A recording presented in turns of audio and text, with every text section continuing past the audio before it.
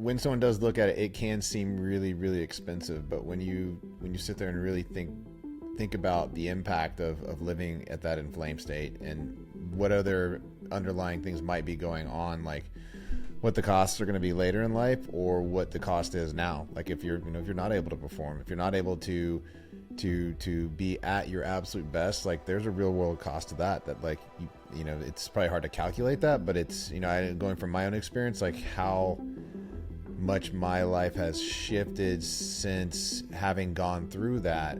I would do it again in a heartbeat, and I'm planning on doing it again more. Because it's like, again, I go back to like I could barely even function, and now I'm back to helping run a company, a successful company with lots of people, and requires lots of energy and focus, and being able to regulate between sympathetic and parasympathetic, because you deal with a lot of challenging situations.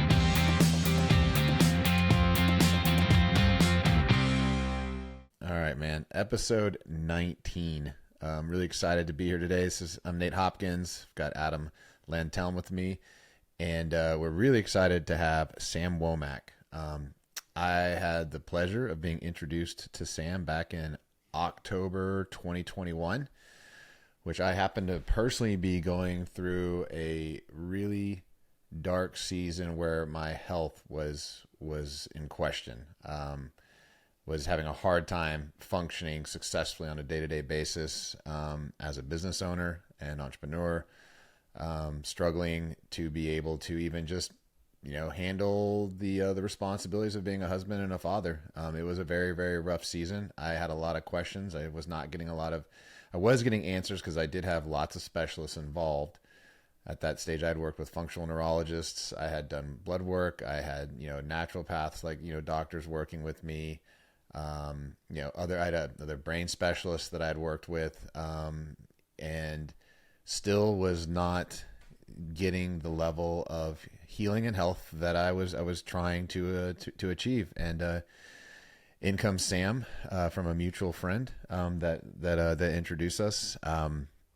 Immediately was blown away by Sam's desire to help people. Sam is one of the few people that I have met that genuinely looks for any opportunity to help other people that are experiencing challenges on multiple levels. But, I think there's a high level of focus on health because that is an area where he does have expertise and a long track record of success.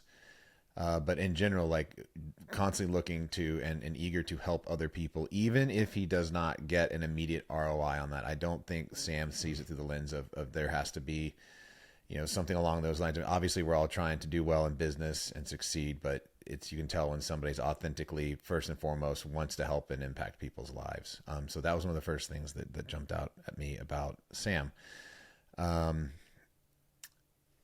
He also has had lots of success in business during the pandemic. He started an 8-figure distribution business that he did well with, and now he has started to focus his efforts more so over on the health side through Hyperbaric, which is based here out of Austin, Texas. Husband, father, friend, and just like I said, someone who I've come to know and admire, and we're really excited to have him here with us today. Sam, is there anything that I missed out that you would like for people to know about? No, I think that pretty much sums it up. I've passionate about creating a future for my family where they see that their true power of health comes from within, and I want to create that same shift for humanity's understanding, and that's where my passions are aligned now, and helping bring that about. That's fantastic. And I think we could all, yeah. One other thing I want to throw in there, one of the other things that was a catalyst for this is we had an episode a while back with Mike Dillard, who he kind of brought this conversation back again, where like he had dealt with some very specific mold issues, where he had been really, really sick. The hyperbaric chamber topic had come up then as well. Again, we're going to dive into that as well as some other things. But if you are someone that's out there that's dealing with brain fog, body pain, inflammation, just in general, just not feeling good, and it's something that's been perpetually happening, This is, low energy. There's probably other things that I could throw out there, but in general, if you've been doing the other things, this is definitely an episode to pay attention to. Let's before we go to the very beginning, we'd like to ask everybody, Sam, like, just what is your definition of a patriot? What does that mean to you? So being a patriot to me means that while I have time and attention to spend in this life, that I'm going to be focusing on solving and creating a better life for my fellow countrymen, right? And I think a lot of us get so caught up in like our own ladder chase or our own goals and aspirations when the most powerful shifts that can occur for humanity and for ourselves and for our families are what we can do for the future of our own country. And so to me, that's what being a patriot is. I love it. Solid answer. I love it. Absolutely. So let's kind of get back to the beginning, man. Sam, where are you from? Born and raised in California, Santa Monica, California. Moved to Austin, Texas when I was 15. But I was that kid on the beach saying, dude, y'all, my dad's from Texas. And so, the story goes that he threw a bag of Texas soil under the hospital bed so that I could be born over Texas soil. Awesome. But yeah, so I'm a triplet as well. And then my parents had 6 more, so I'm one of 9. Grew up in a household. I was always an entrepreneur. I did private lessons teaching surfing to kids when I was younger. Did a lot of work with like autistic kids and felt like I had a gift in helping them get out of their own fear and got them into the ocean, which was an incredible experience for their families and them. And that's really where this passion of like seeing the light that happens in other people when they grow and when struggle is subverted or things are healed, like that's kind of where that spark was lit in me, was when I first started working with children with special needs when I was younger. And then moved here, went to Westlake High School, then went out to Pepperdine for school. And in the end, I actually ended up not finishing. I was like, you know what, this isn't the path for me. I'm not going to put this piece of paper on someone's desk, and I'm going to just create, and I'm going to be an entrepreneur. And I went through a long journey of healing and stress and trauma and a bunch of different things. And hyperbarics actually was a foundational tool that healed my brain. I had extreme brain inflammation. I had a really rare autoimmune condition that was happening. And it was presenting like early onset Alzheimer's on the outside in my 20s, right? Which was just absolutely insane. And it was the power of hyperbaric medicine and healing my nervous system that led to me just coming back stronger and better than ever, and then achieving that 8-figure growth in my business during the pandemic. That was right on the tail end of me healing my own brain. But my real passion was, came around to wanting to bring about this truth of these healing modalities to people so that they could understand it in layman's terms, that physics is the best medicine and our own body is our best healer. So that's kind of the path that led me here. And on the way, there's, incredible stories of healing, of transformation, miracles even. And, that's kind of what brought us here, even at the, where Nate and I met on the, right before he and I met was the story of a little boy who had been in hospice for 8 days, no food, no water. And I, about the 4th day that he was in hospice was a night that I was having dinner with Peter Thiel and Stephen Georgie and a couple other friends. And I was talking to Peter about how powerful hyperbarics was, because I wanted him to understand the gravity of this treatment.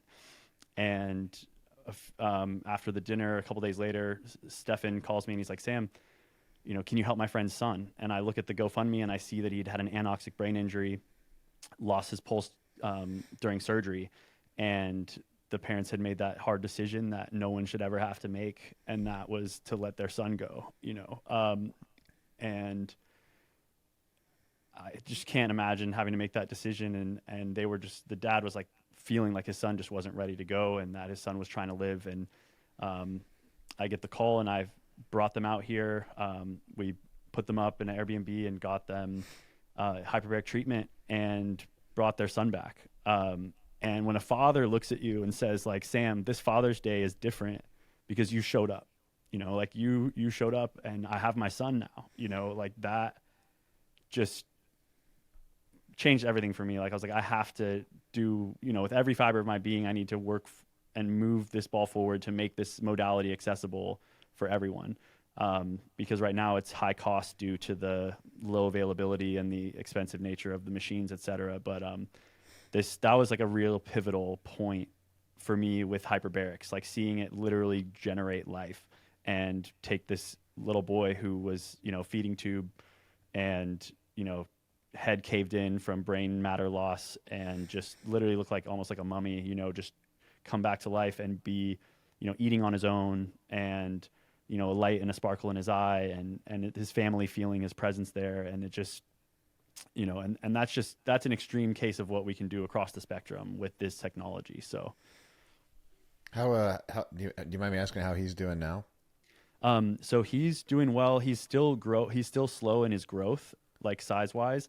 But we were actually able, thanks to Oxy Health, and my friends Rick and Annette and their nonprofit Jake's Place, we were able to actually get a chamber donated to the family.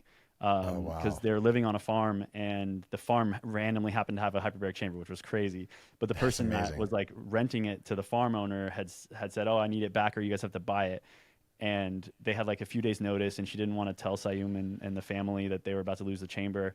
So I made a few calls and within 48 hours we had a chamber on the way to the family, which was an amazing Christmas miracle for that family. And so now they've been able to continue the treatments there. And so, yeah, big thank you to Oxy Health and Jake's Place for that.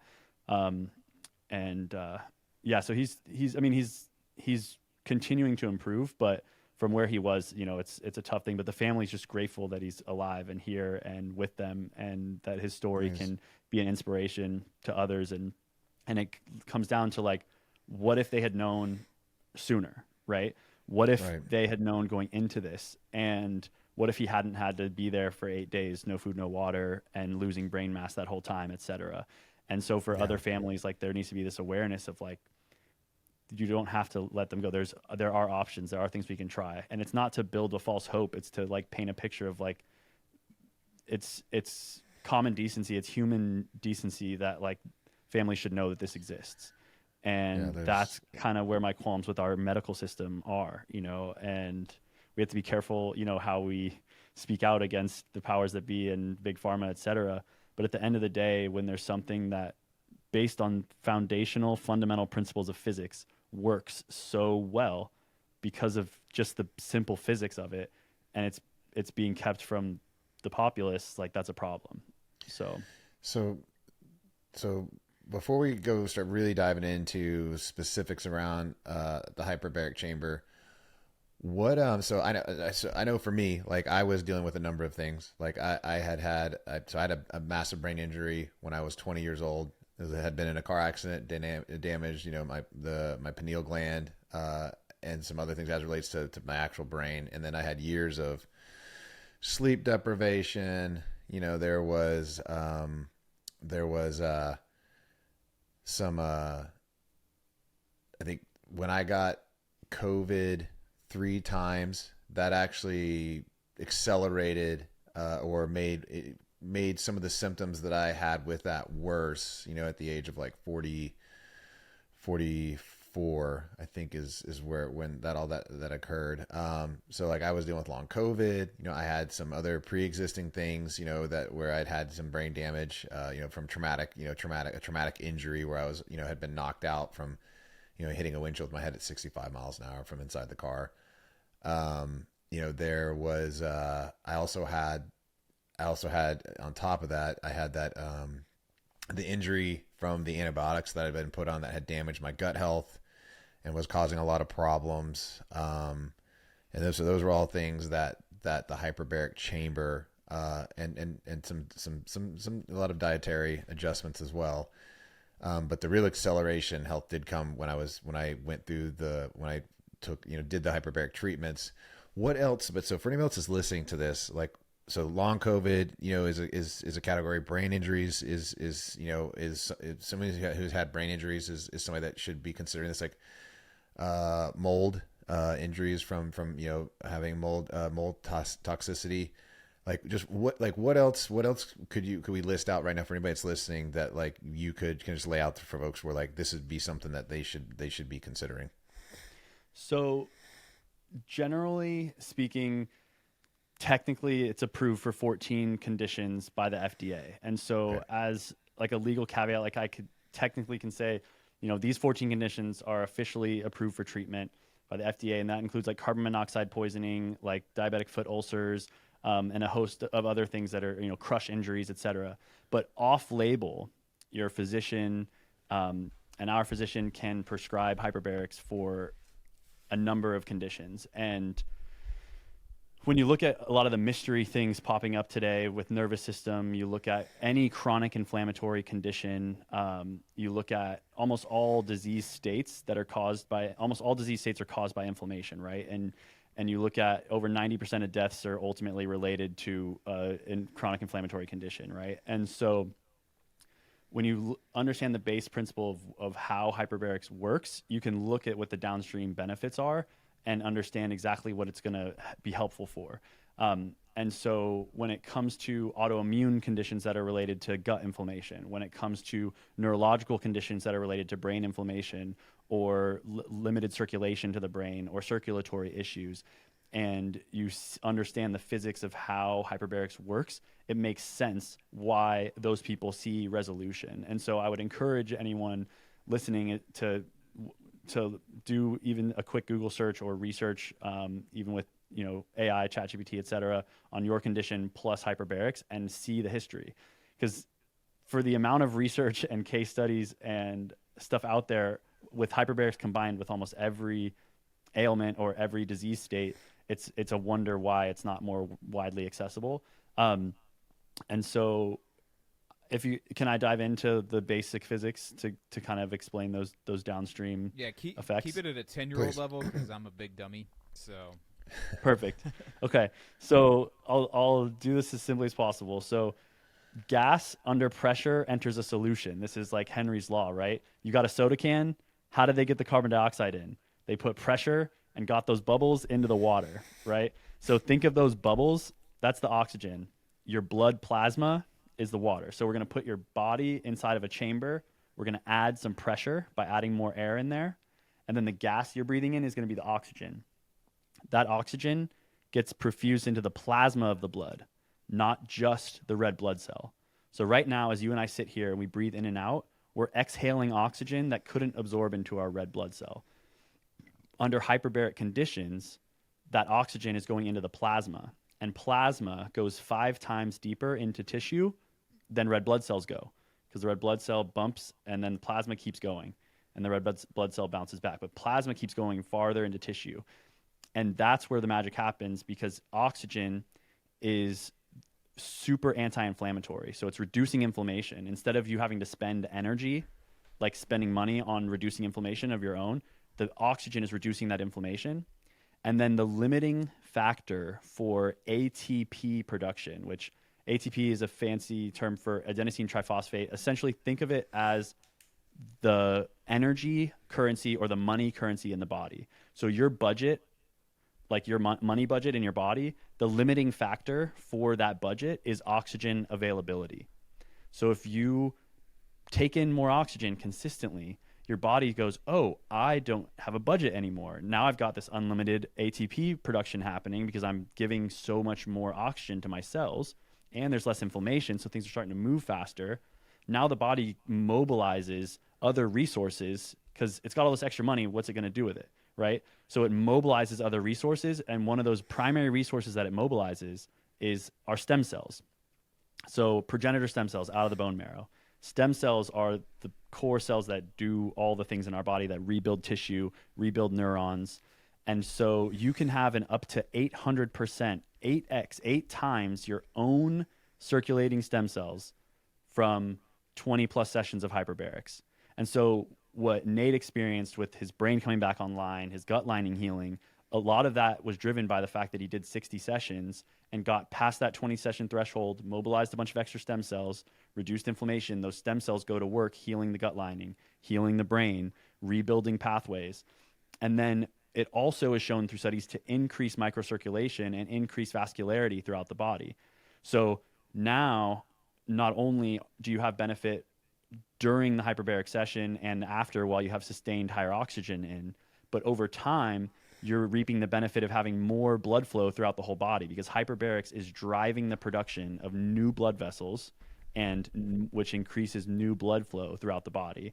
And then, stem cell mobilization, cellular energy, inflammation. So when you look at those as being like the foundation of what's giving you life, like oxygen is giving you life. It's creating your cellular energy. And then you think, what ailments would get better under those conditions? That's why it looks like a panacea. And people are like, oh, it looks like a panacea. It's too good to be true. Snake oil, right? That's the first thing.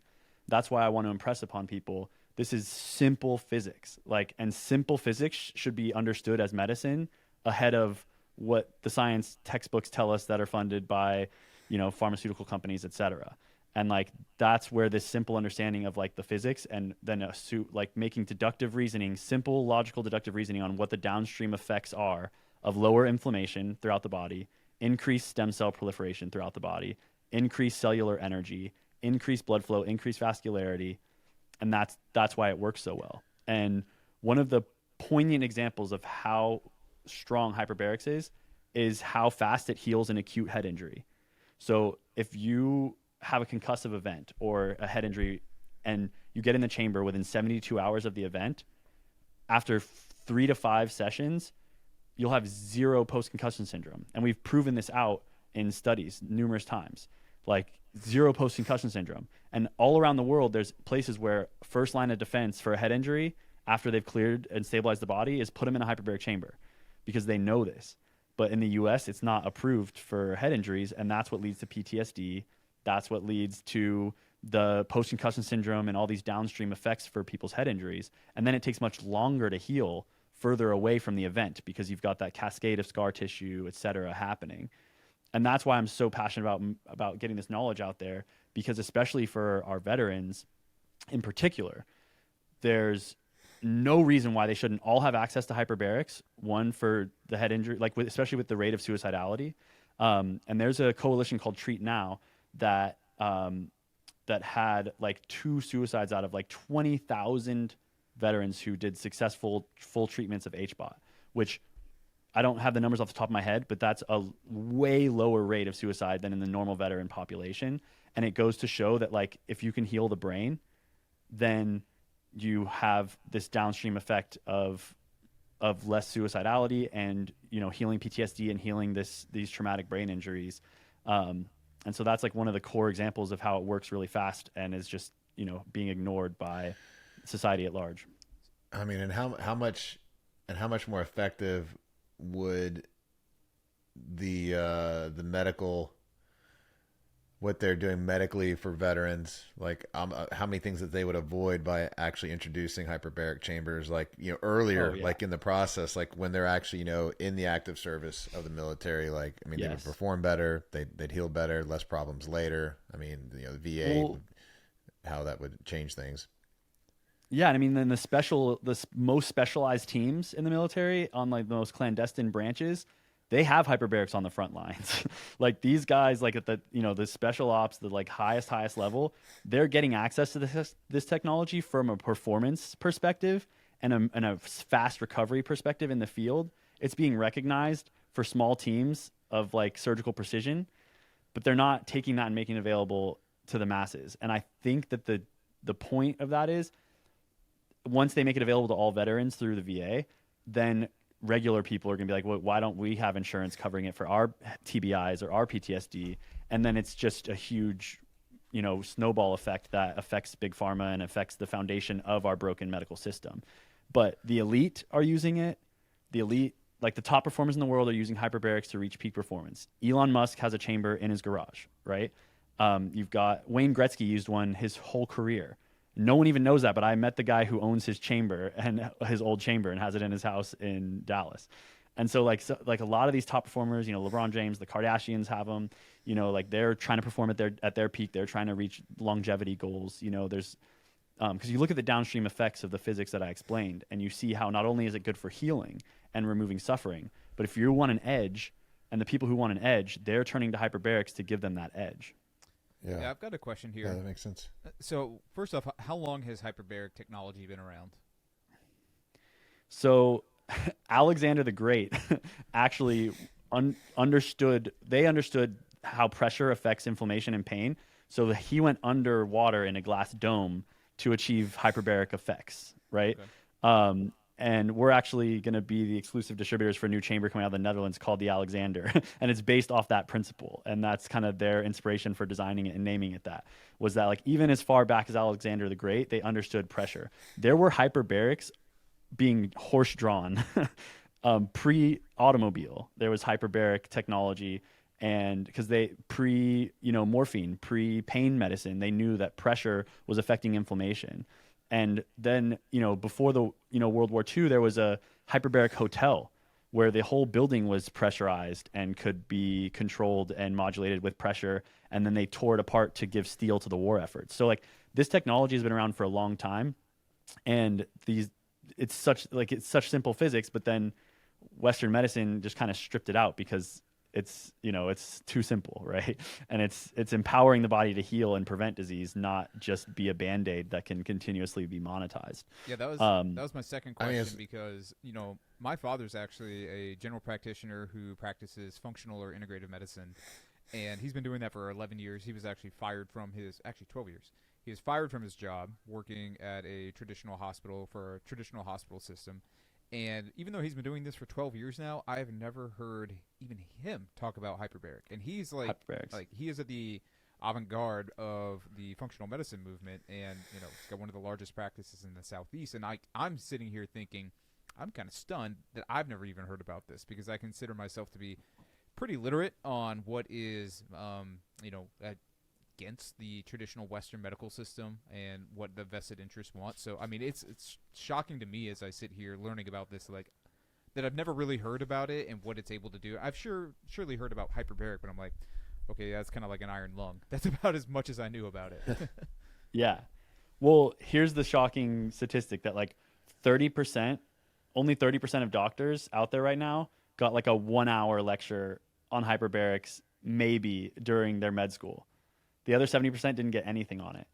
And it's kind of like written off as that thing that's in the basement of the hospital, that if someone has a diabetic foot ulcer, or like carbon monoxide poisoning, or gets the bends, right? Like gets the bends, gas embolism in their brain from coming up too fast.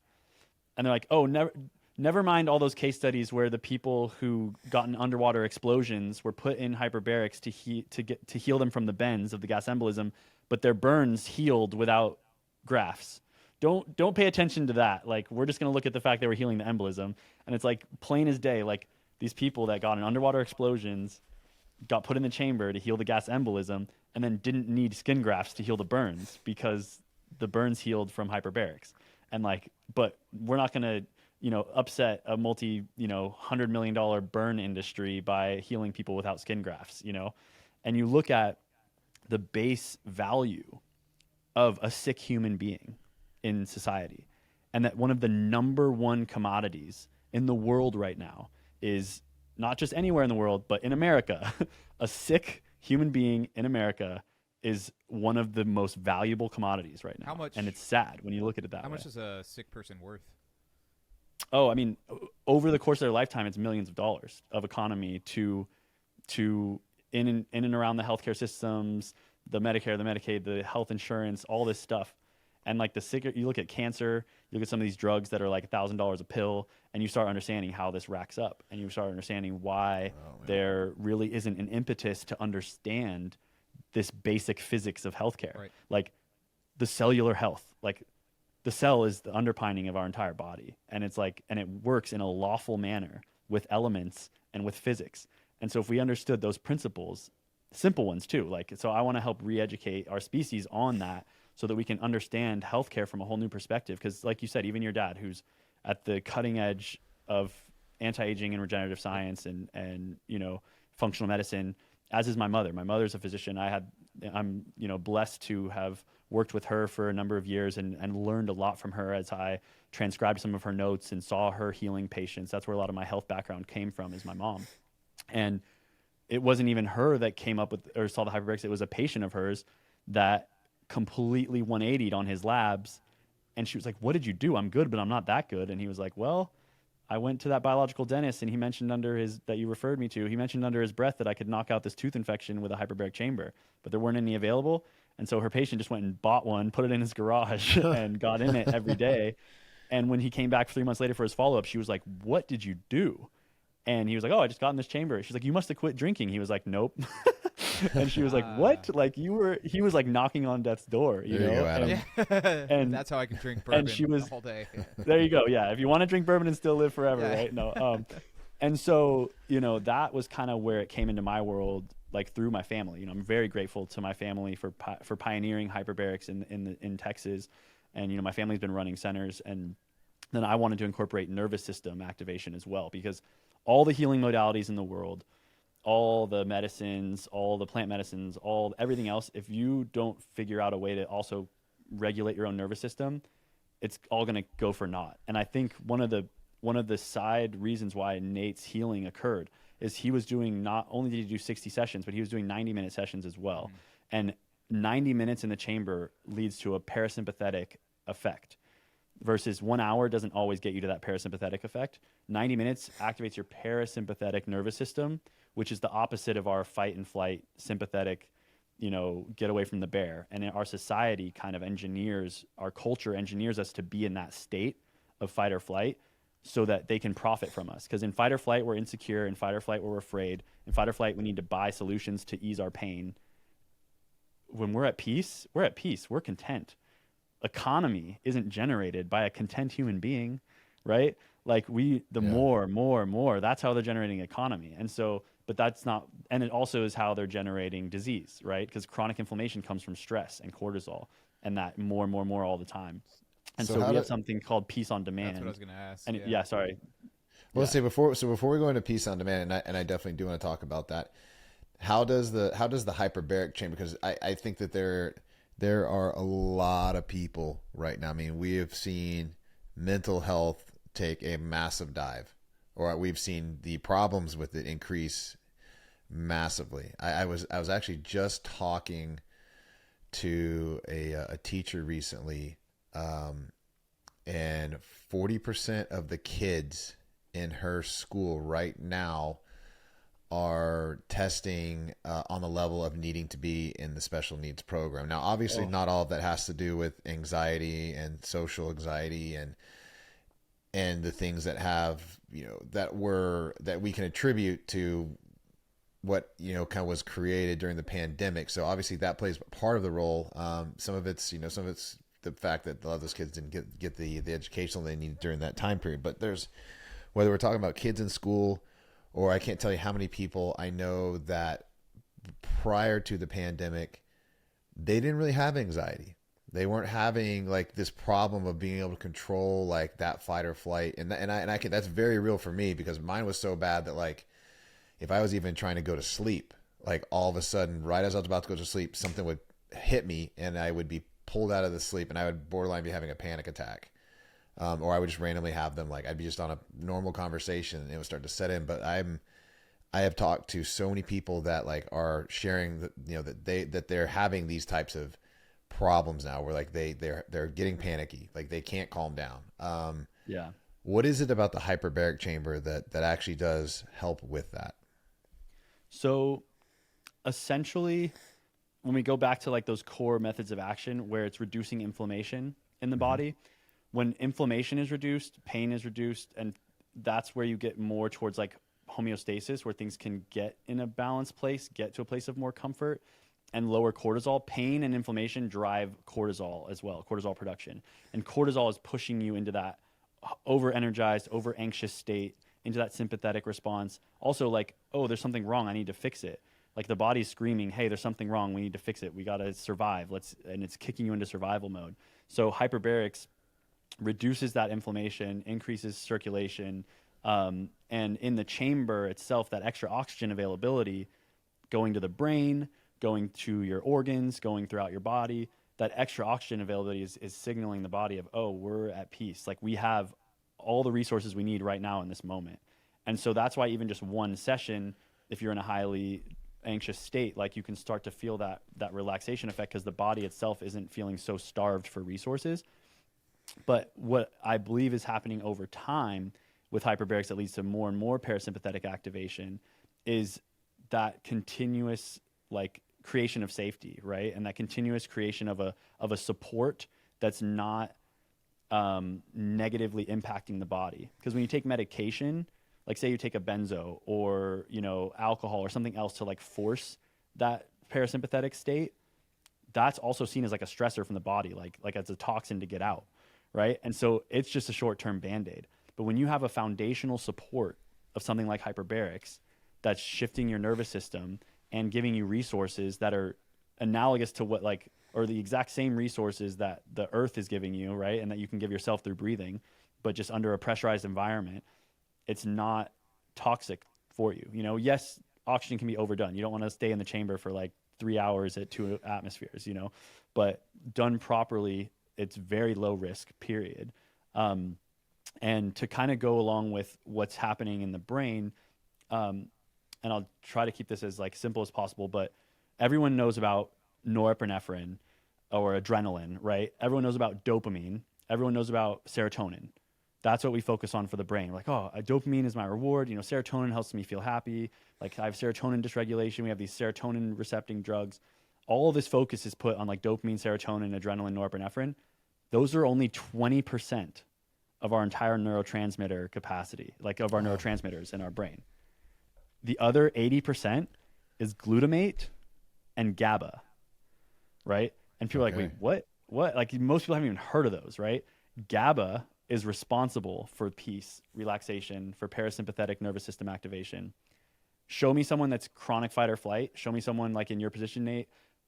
I see someone who didn't have their own ability to produce enough GABA to drive parasympathetic and couldn't calm down even if they wanted to. And no matter all the coaching, no matter the breath work, no matter the cold plunges, like all these things that you can try to push someone towards, if they don't have a proper system in their body to produce GABA on their own, it's going to be a long uphill battle. And how do you produce GABA? By getting into a parasympathetic state. How do you get into a parasympathetic state that's not induced by a really strong GABA agonist like a alcohol or a benzo or a barbiturate? That's why people are so addicted to those, because it actually hits the GABA receptor and shuts them down. You do it through these physics-based modalities. And that's where hyperbarics comes in. That's also where peace on demand comes in. And so we're not, you know, affecting the body with something foreign. We're using physics to shift the body into its own state and provide itself its own gift of GABA in the brain, which allows it to feel peace, allows it to go into parasympathetic state. And while that sounds a little bit complicated, at the end of the day, it's like this is a neurotransmitter that everybody needs in the brain in order to feel relaxed. And like people aren't learning how to make or don't know how to make anymore because they're stuck in fight or flight so much that their body is never in that place to just make its own GABA and find that shut off in the brain. And so that's, you know, that simple understanding is something that we could help people see and understand how important it is to like find those moments of peace throughout the day. Like every time you find a little moment of peace, you're like re-signaling to your body, like, hey, produce some GABA. I'm capable of producing GABA and of being at peace, being in a parasympathetic state where my body can rest and recover and heal. So you had mentioned, you had mentioned earlier just around like the price of hyperbaric and how a lot of people don't know that it's available to them and insurance isn't covering it. So what is the cost of a machine? Because it sounds like they're pretty expensive. And then like what is the cost of an average session? And then kind of a follow up to that would just be if somebody, actually I'll just start with that, and then I have 2 more questions that I'm curious about. Yeah, totally. So when you look at machines, there's hard chambers and there's soft chambers. Soft chambers run anywhere from like a few thousand to $20,000-ish dollars. And those only go to like 1.3, maybe 1.4 atmospheres in general. There's some exceptions of like $70,000 or $60,000 chambers that go to 2 atmospheres, but that are soft. And a lot of those that are coming in aren't FDA cleared for medical use, and a lot of them aren't like biocompatibility tested to where they make sure it's safe chemicals. So a lot of times those could be pressurizing toxins into the body from like the plastics and stuff in the chambers. So you got to be really careful when you look at people selling tons of soft hyperbaric chambers and pushing those because they have high margin. And then when it comes to hard chambers, there's a lot being imported as commercial pressure vessels that would be illegal for human occupancy, but are being sold for cheaper. But a real FDA cleared, pressure vessel for human occupancy approved, PVHO2 approved chamber, those are going to be over $100,000 in the current market. Like both these chambers behind me are over $100,000. And then you'll see some coming in as low as like 25 to 30 to 40 grand that are may have a CE certificate or something, but they're not being imported as hyperbaric chambers because that would be illegal to put a human in it here in the US. So be wary when it comes to hyperbaric chambers and people selling them, because there's a lot of people cutting corners with them right now. Sure. But right now the price is over about 110 to 150 grand for a single person chamber. And then multi-place chambers can range all the way up to like $1 million plus. And my goal is to eventually bring that price way down to make these more accessible, because it's due to that high cost that we're looking at like a, 270, 250-ish price for a single session of hyperbarics is like kind of the general market rate. And then, as low as $150 to $170 a session when you're buying like a 60 pack or plus, Sure. But even then that's still like, 10 grand ish. And that's a lot for people to come up with. But insurance is billing like $1,000 plus an hour for hyperbarics in the hospital for those few conditions. And, I and other people like me are trying to make it more available and more accessible to the public for off-label conditions, but it does have that higher price point. But what I'd love to see is communities band together to rent or buy chambers and provide low-cost hyperbarics to the members of their community. And I want to start an initiative like this for communities where there's a lot of veterans, especially as well, because I think that type of a grassroots movement of like, let's as a community come together, I'm going to help find some financiers or figure out a way to get some of these chambers bought, and then let's support it with low-cost community access to chambers and kind of work our way up that way. I think it would be a tremendous gift to humanity. And I think it's something that could very well be done to kind of start shifting the scales on this cost matrix. Because even at my center, those are the prices I'm having to charge to successfully run a business. Yeah. But I don't want to have to charge that much. That's just what I have to do to recoup my investment, et cetera. Yeah.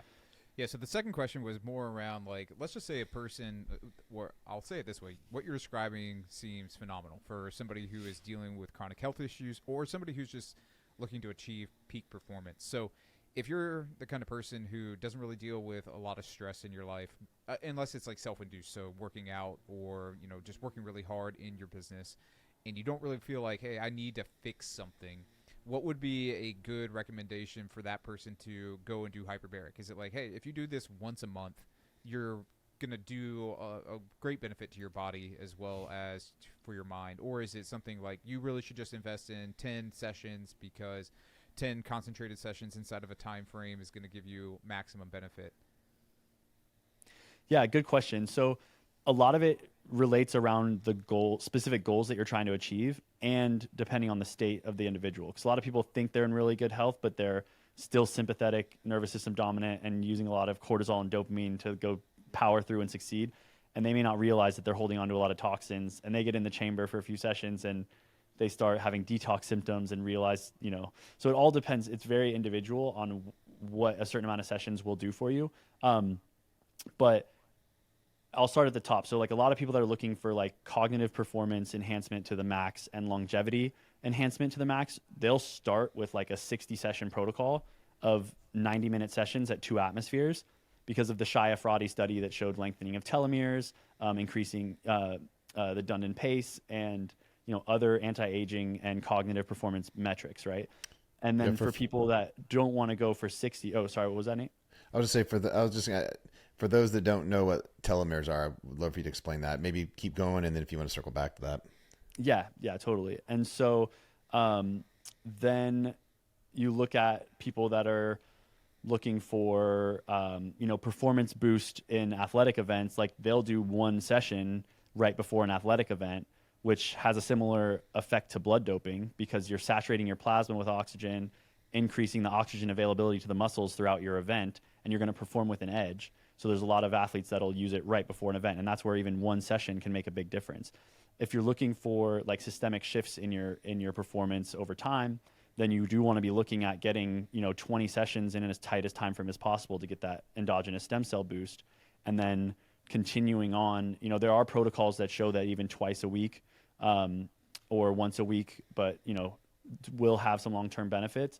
But the majority consensus throughout hyperbaric clinics and a lot of the things that have shown to have the highest results are getting as many as you can as many as you can in as tight a time frame as possible initially to have that compound benefit, and then continue on with like a maintenance protocol.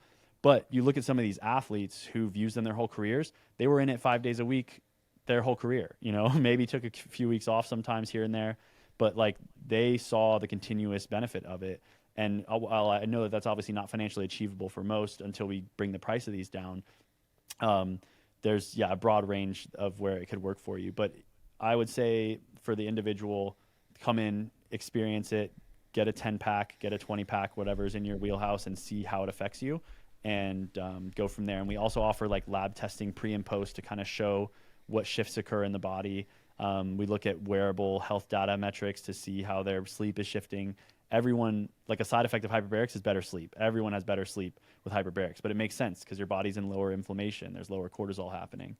So, yeah, I mean, the other way to think about it too, I mean, it when someone does look at it, it can seem really, really expensive. But when you sit there and really think about the impact of living at that inflamed state and what other underlying things might be going on, like what the costs are going to be later in life or what the cost is now. Like if you're not able to perform, if you're not able to be at your absolute best, like there's a real world cost to that like, it's probably hard to calculate that, but it's, going from my own experience, like how much my life has shifted since having gone through that. I would do it again in a heartbeat, and I'm planning on doing it again more. Because it's like, I mean, again, I go back to like, I could barely even function, and, now I'm back to, helping run a company, a successful company with lots of people, and requires lots of energy and focus and being able to regulate between sympathetic and parasympathetic. Because, you deal with a lot of challenging situations. So, I mean, I think that's true for everybody. It's all relative to your experience. Yeah. And I think too, like you had said a few things that I'm pretty familiar with when it comes to neurotransmitters, like how a lot of people are deficient in their own GABA production. And then, of course, the value of being in a parasympathetic state. So let's just say, and I'm not trying to argue against hyperbaric here, but let's say you live in an area where there isn't a hyperbaric chamber, which I'm guessing is probably most of rural USA. So they're going to be at least 3 to 5 hours away from this. What could they do at home to increase parasympathetic responses, as well as what could they do to increase GABA production? Is that a supplement? Is it a particular way of eating? Blah, blah, blah. I'm sure that there's some things that people can do while they're gearing up to maybe get their first or second hyperbaric session underway. Yeah, 100%. That's a really good question.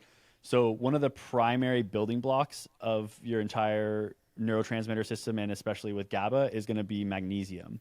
And so many people are deficient in magnesium such that our like regular blood test magnesium level is still low. Like when they say you're in range and you're good on your magnesium, like regular traditional medicine says that, like you're still low, right?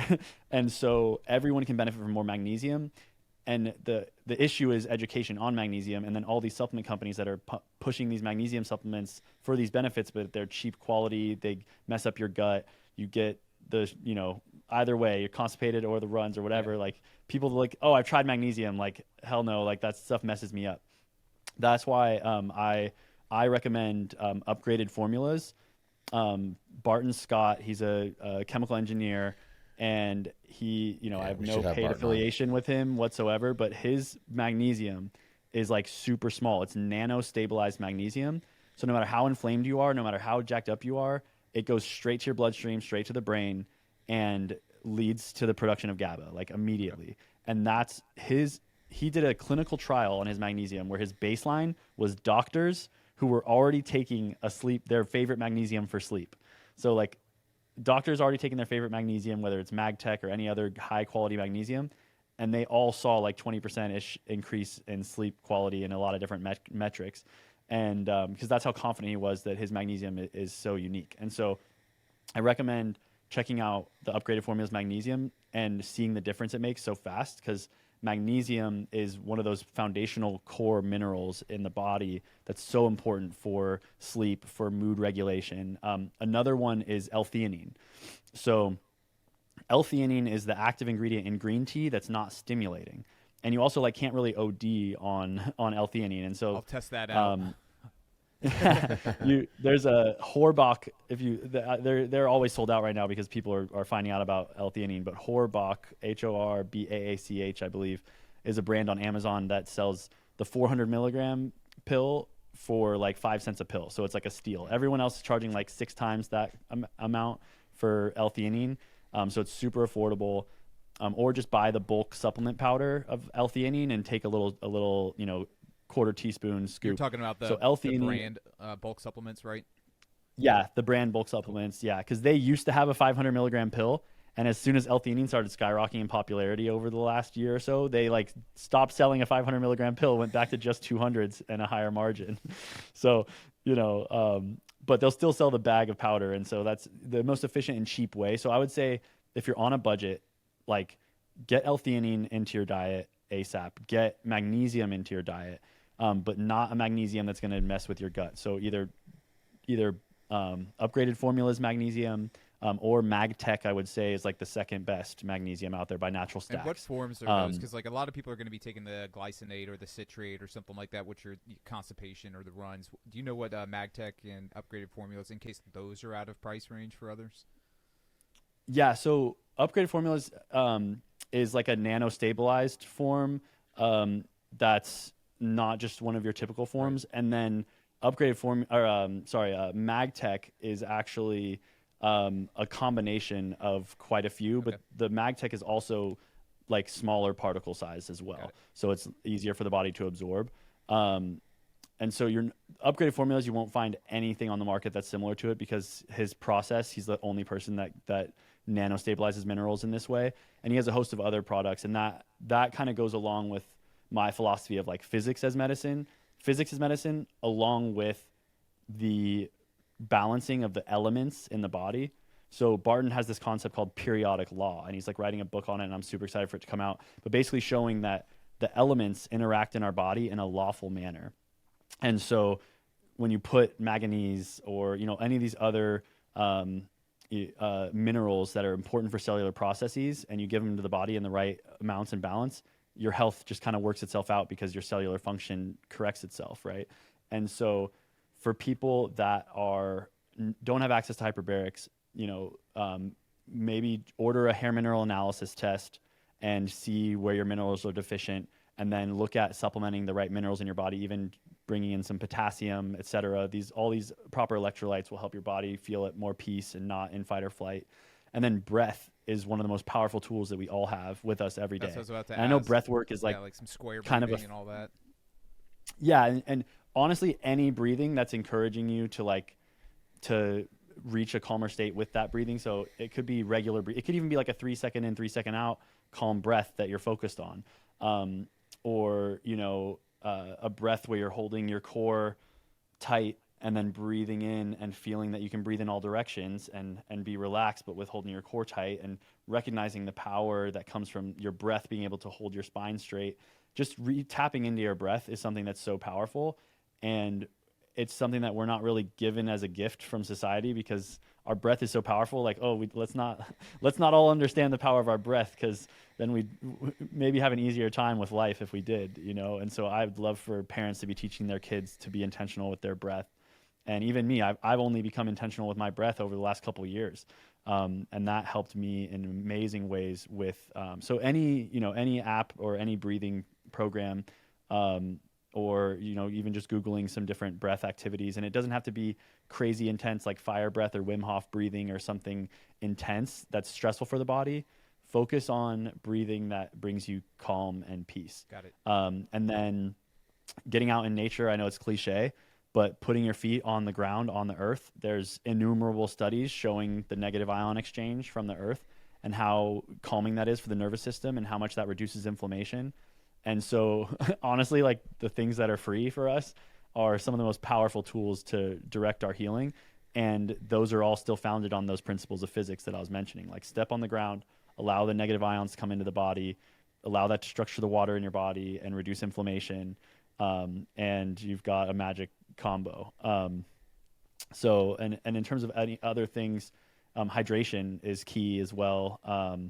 And making sure that you're getting minerals with your hydration. Try to get like real water, like spring water, not, chlorinated tap water, but spring water, and, add a little bit of salt to it and some potassium, to remineralize it. Those things are going to help the body run more efficiently, help the electrical signals in the body work properly so that your nervous system isn't short circuiting itself all the time. And then just limiting your exposure to processed foods and harsh chemicals in your environment. I would say like one of the primary causes of inflammation, like a computer program, what you put in is what you get out. So what you're putting in your body and what you're experiencing is a direct result of what's going into your body. So that's one of the things where we see the highest benefit with hyperbarics is alongside an inflammation reduction diet, a diet that's limiting inflammatory inputs. Cool.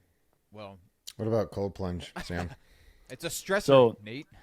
It's a stressor. So I love cold plunges. Cold plunges are it's super empowering, right? Like experiencing that.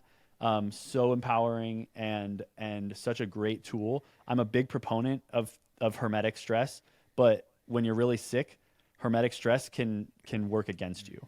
And so while I am a big proponent of those things like sauna and cold plunge for a subset of the population that is going to have great benefit for them, don't look to it as your magic wand if you're in a chronic tough state, because you could be overloading the body with stress and working against yourself, and you could be showing your body like I'm not safe, or like triggering your body into a state where it doesn't feel safe. So really trust your own intuition on that. I don't knock it in any respect. I just know for some people it can work against them.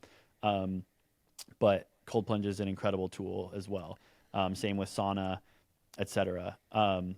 And one of the reasons why Peace on Demand, which helps people get into a parasympathetic nervous state, I engineered that to be something that has no hermetic stress effect. So it's warming all the blood in the body, but without overwarming the whole body to where you're having a stress reaction, a stress response that could trigger sympathetic activation. And we're doing that with putting the palm in the avicin and heating all the blood in the body, opening up microcirculation throughout the body, reducing muscle tension in the neck, reducing pain, and then a slight electrical stimulation through the top of the spine and the bottom of the spine. We're running a low voltage electric current through the body at a frequency that is inducing a parasympathetic state, and then you're in a custom-made vibroacoustic sound chair that just cradles the body in sound and vibration, and a weighted blanket and an eye mask. And it's like a done-for-you meditation experience. So if you're around Austin and want to check that out, you just mention the show and you have a free session. And that's something that like sinks that body into that parasympathetic state without the hermetic stress as well. And so that creates a really safe space for the body to produce its own GABA and to see what it's capable of with just physics affecting the body. No external, medicinal chemical component other than just physics, and the body providing itself its own peace and homeostasis. Well, I think it drives home the point that the body can heal itself. Like it's capable, but for a lot of reasons. I mean, all the things that are in our environment now, the things that are in our foods, the things that are in the air. I mean, I was talking to another friend of mine who, he started encouraging me to start drinking, a minimum of 3 liters of water a day with a very specific amount of salt in it, and the magnesium and the potassium. But when he told me about it, he was talking about how that is needed for the body to actually cleanse itself. And he was talking about how all of like the rubber particles that we breathe in every day, like, so people that are out like close to roads and what's coming up off, just even something that simple as we're actually breathing massive amounts of that in, and our body needs help to be able to like actually, purge, those toxins. But again, kind of going back to the point I was trying to make was that our bodies want to heal, and they were designed to do it, but it's being so overwhelmed with the emotional stressors, the chemicals, the toxins, everything in that.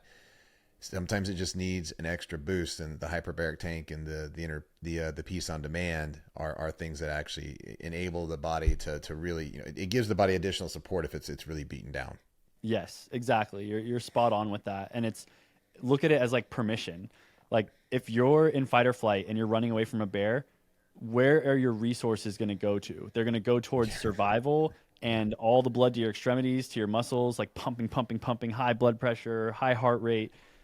And yet the bear is the existential things we're facing every day: financial pressure, goals and milestones and boss expectations, et cetera, throughout our lives. Like we've got this bear there all the time. And so our body won't give us permission to detox, or it won't give us permission to heal, right? Because we can't put resources to healing right now. There's a bear chasing us, right? And so the chamber creates that sense of, oh, we're healing. We have extra oxygen. We have peace. We have safety to heal. So now we're healing. Same with peace on demand. Same with your breath work. Same with going and sitting out on the ground and getting some grounding in.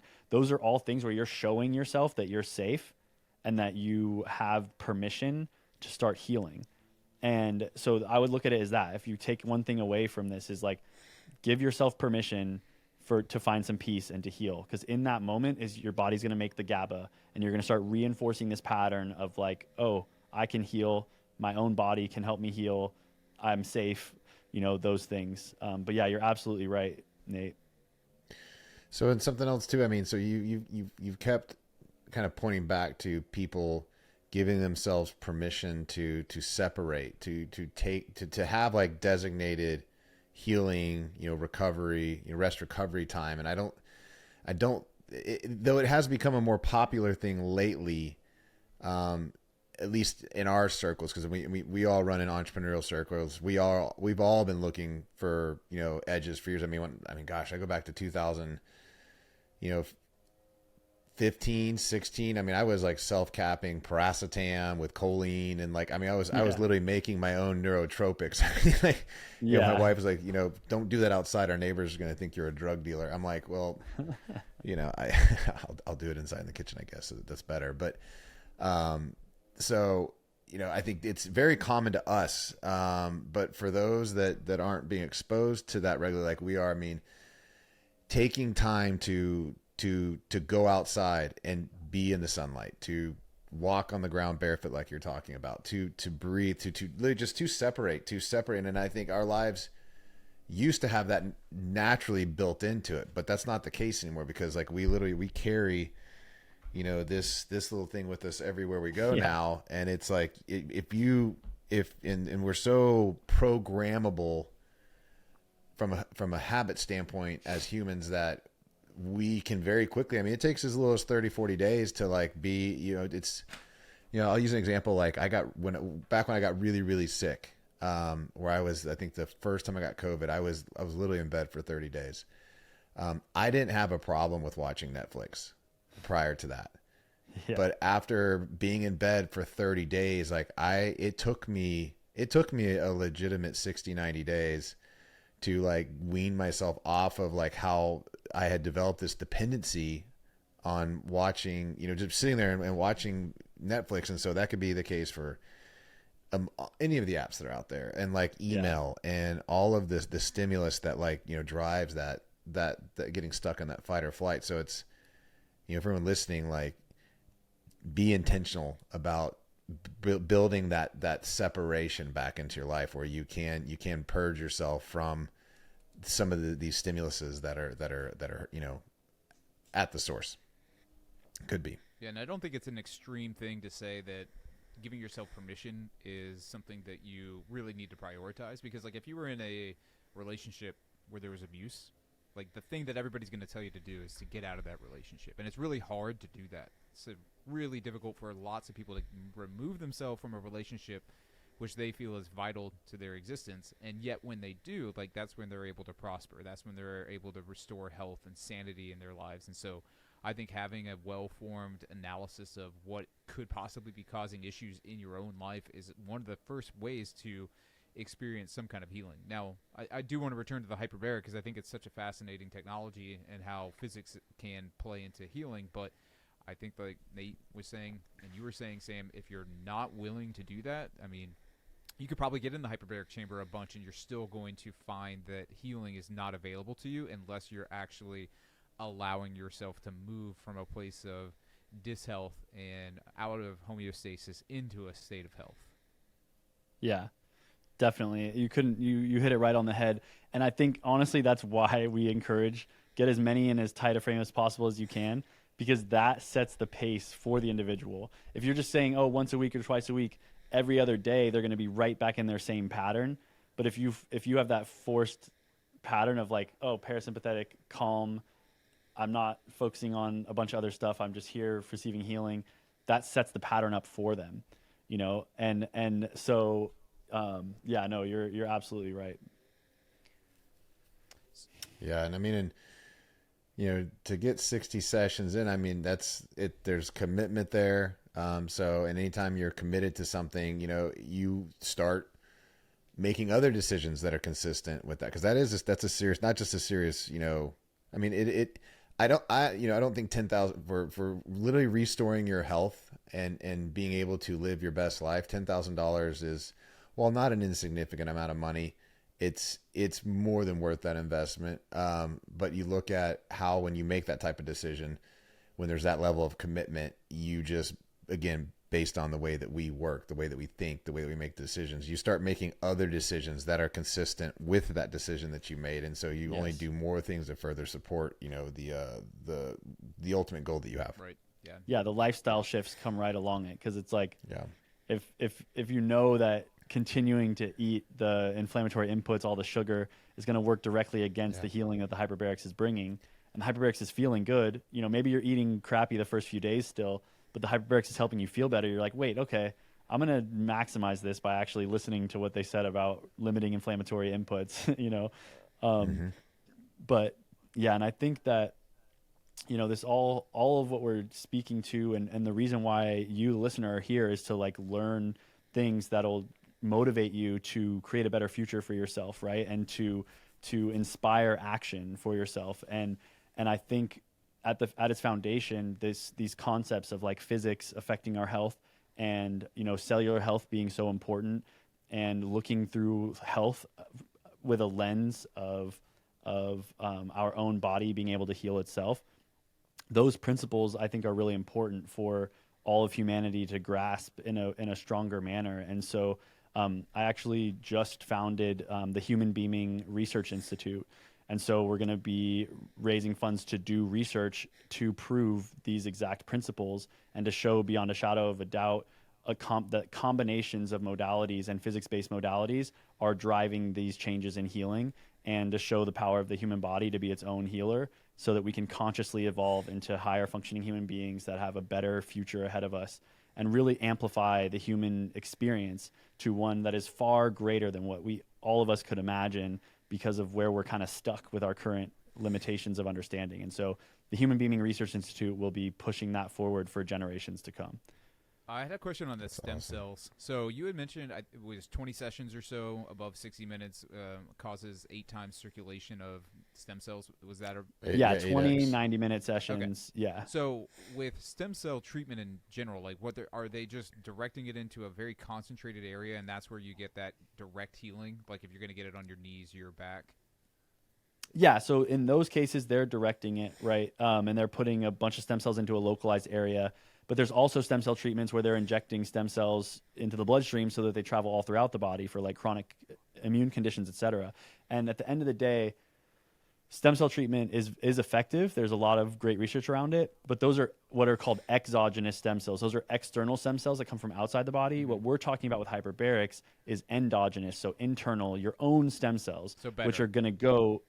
What was that? They're better. Like as of they're better. Versus, Yeah, endogenous versus exogenous. So much so that there's now stem cell clinics worldwide that are starting to catch on to this, and they're recommending that people go do their 20 sessions of hyperbarics before they come in for their exogenous stem cell treatment, because it's going to have better efficacy. Because you start raising the stem cell count up to 8x, then you put a bunch of 1,000x more of like exogenous, but you've now continued a J-curve slope instead of just like regular, and then boom, a big spike. Like they see when you have the curve, your body's adapting to utilizing more stem cells, then it'll utilize those exogenous even better when they do introduce those to the system. So not a replacement, but an adjunct to. Adjunct to or replacement. A lot of people are realizing like, oh, let me just, instead of paying $50,000 to go to Panama or Mexico for stem cell therapy, like let me just do the hyperbarics and see. And a lot of times the hyperbarics is resolving what they were hoping stem cell treatment to resolve. Okay. You know, or similar with ozone and some of these other things that are kind of more localized. And you know, nothing pushes these core resources further into the body and at more volume than hyperbarics. Like there's just no comparison, and there's also no rival in its simplicity, and it's not invasive at all either. So it's like, it's so simple. Yeah. I mean, you've got stem cell clinics that are now combining the hyperbaric chamber while they're actually there getting the stem cell treatments. So I know some of those clinics have you down there for like a week or two to go through a series of those injections and treatments, and they're putting people in the tanks while they're down there because I think it accelerates the results. Yep, it accelerates the results because you're giving the body more ATP to use those stem cells more. Because like the stem cells are trying to drive new growth. To enhance new growth, you need energy, cellular energy, to make that new growth actually work. And so you're looking at all these pillars coming together, and that's where hyperbarics amplifies the effects of every other modality, because everything does better in an environment with lower inflammation and increased cellular energy. And that's why it's such a pillar modality on this whole mission and vision of bringing this knowledge of physics as medicine to the forefront so that we have a new understanding of health. Hyperbarics is the perfect modality to encapsulate that concept, because it works and it's undeniable. And you look at all the research and all the case studies and all the stories, it's an incredible tool. So what's the biggest point of resistance for the growth of hyperbaric clinics throughout the United States, or just like the general understanding of how well documented it is and then getting people to use it more often? Is it those vested interests that have billions to lose if all of a sudden their somewhat efficacious drugs aren't being used anymore? Is it because we haven't found the right spokesperson? What do you think it is? I think it's a combination of all of the above. When you look at where education is, not only for general education of our understanding of health, but you look at the education of the people that are the promoters of health knowledge, which are the doctors and the PhDs, who is creating their education? It's the pharmaceutical companies. They're literally the ones making the curriculums. And I don't think it's a mistake that they're like forgetting to put hyperbarics in, right? Or that if it is included, it's only a little 1 hour quick lecture. So, when you look at it from the macro perspective, you see that the education is being limited purposefully. And then you see that even the doctors who do know about it, if they're insurance funded, their hands are tied, right? And then the alternative medicine doctors who aren't insurance funded and are cash pay, they just haven't heard about it yet, like your dad, right? Or they've heard about it, but haven't really gotten deep into it yet, right? And so I see the biggest hindrance is the education, which is driven by the powers that be, which would also be limiting its scope in general. One thing that's great is like Joe Rogan, he talks about it pretty frequently. So he's started to raise some awareness for it, which is great. Guys like LeBron showing public use of it, Michael Phelps, et cetera, showing public use of it, Justin Bieber mentioning it here and there, like other like prolific figures, they're starting to bring some awareness to it. But, I think the availability of community clinics, the availability of low-cost community clinics would shift the entire tide. Yeah. And so, if you're out there and that's something that you feel passionate about, like get in touch, because we want to make that happen. And I think that's going to be a major tide shifter, and just sticking it to the man, in that sense, and making it available. And then there's going to be opposition, because it is a medical device, right? And it does require prescription to get in. So that's one of the other hindrances, is that it's delivering oxygen, which has been determined a gas or a drug. Like the gas is determined a drug. And so you have to get a prescription to get in the chamber. So that's a hurdle, and a lot of doctors that aren't familiar with it are kind of afraid of it or scared, and they don't want to write a prescription for it. Right. And so and it all comes down to a foundational lack of education and lack of understanding. Now, is the cost of I think you had said you want to drive down the cost of the production of the actual chambers. Do you think you could see a 3 to 4 fold cost reduction from 150 down to 30,000 for these chambers in the future? I think ultimately, yes, at massive scale. Mm-hmm. I think it's more realistic to look at something coming down in like the 65, 75K range, like sooner rather than later, just because of understanding the raw costs to build like ASME grade steel that's certified and everything like that. Like a properly made one, you're looking at raw manufacturing costs in that 30, 35 range. And then you're looking at whoever paid millions of dollars or $1 million plus in testing, et cetera, to get that 510K FDA approval. They got to make all that money back. Mm-hmm. So they're wholesaling it at somewhere close to 100, right, to the distributors to make back that multi-million-dollar investment. And even if their cost is 35, they've got this whole margin to make up on all that investment. And then you're looking at the distributors adding on a 10 to 20% margin for distribution, and then whatever features are being added. That's why the cost is where it is. But I would love to see, a simple hyperbaric chamber being sold at just 2 times the amount it costs to be made. But the FDA approval process is rough and tough, and the FDA has been not really approving new hyperbaric chambers. There's a lot of people, I think, that are trying to get new don't want it. Yeah. Like there's a lot of people trying to get new chambers approved to bring into the market at cheaper prices, and the FDA, it's just like they've only allowed a couple in the last few years, and so there's definitely something going on. Oh, I have an idea. You can do Operation Warp Speed for hyperbaric chambers. You can get an emergency authorization act for that. They do that with untested things. Oh yeah, you wish, but it's has this history of being it's historically a medical device, and all the predicate devices are medical devices. I wish that there could be some type of an exception that could be made, because you would look at one of the most impacted minorities in the entire country, which is the veteran community, and you look at the rate of suicidality, and you see something that so blatantly would help, and you look at almost every single veteran suicide has a comorbidity of like PTSD or a traumatic brain injury, like almost every single one of them.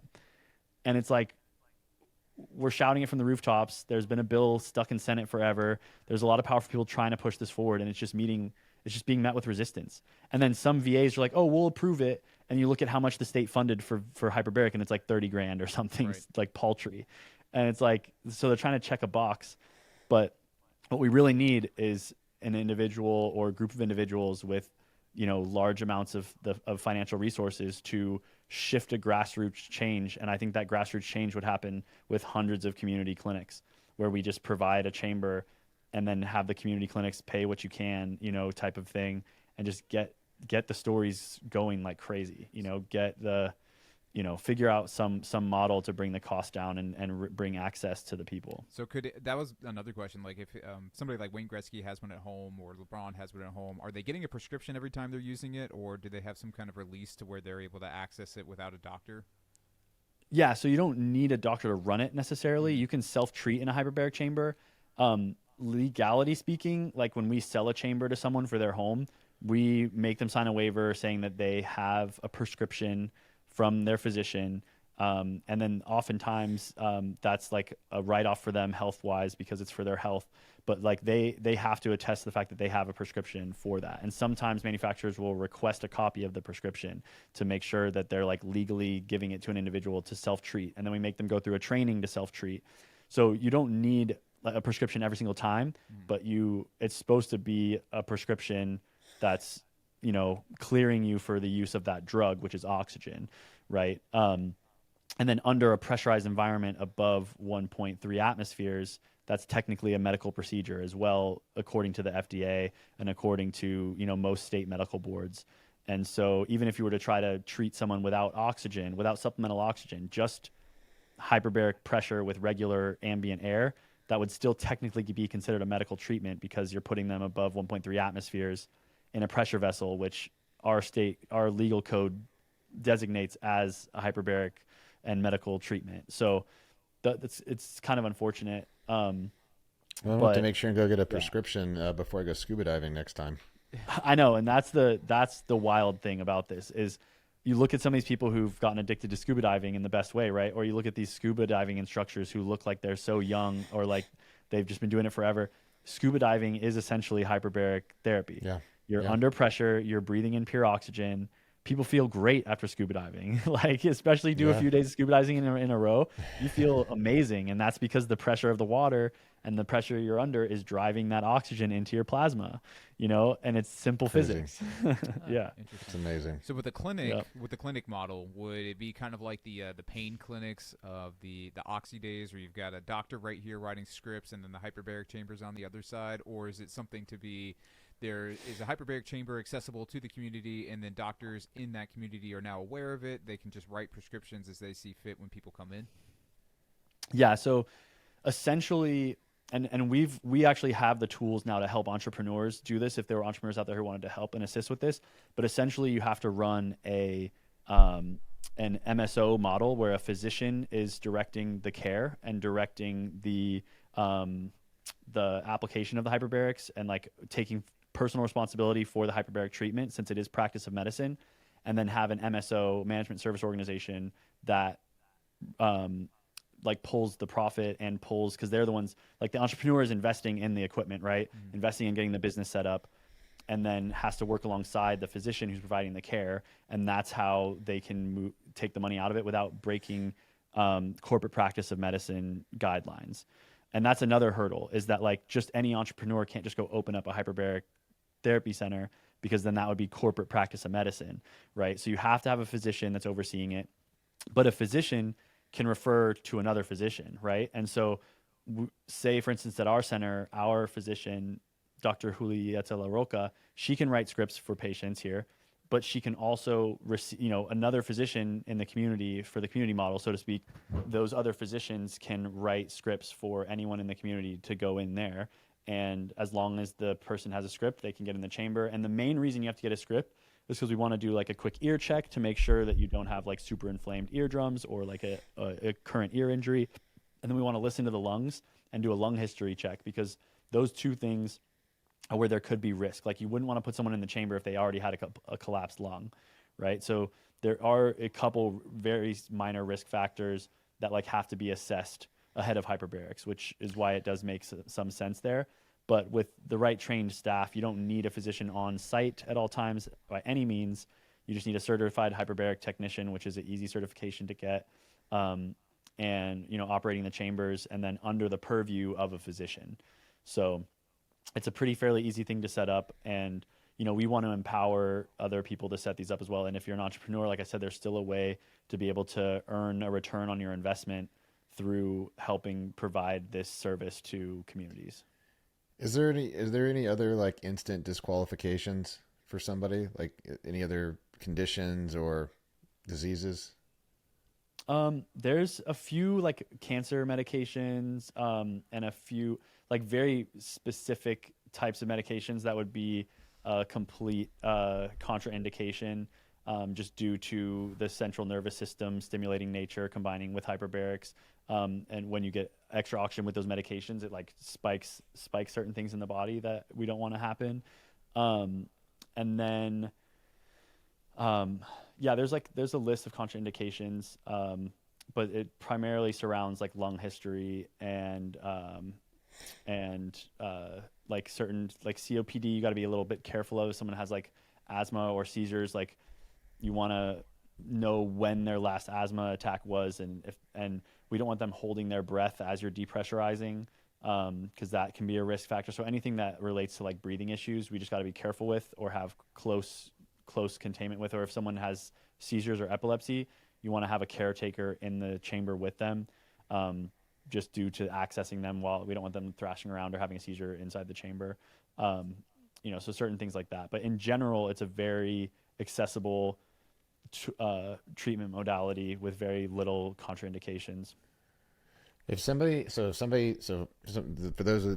that are out here listening to this and are interested and want to learn more and potentially even go participate in this treatment, should they find a hyperbaric place first that has actual, steel, hyperbaric tanks and find out which physicians they're working with to find the quickest path to getting a prescription, or should they just talk to their doctors? What's your recommendation there? I would definitely find the center first, and I'll help be a resource for that as well. Like, reach out to me, tell me where you are in the U.S.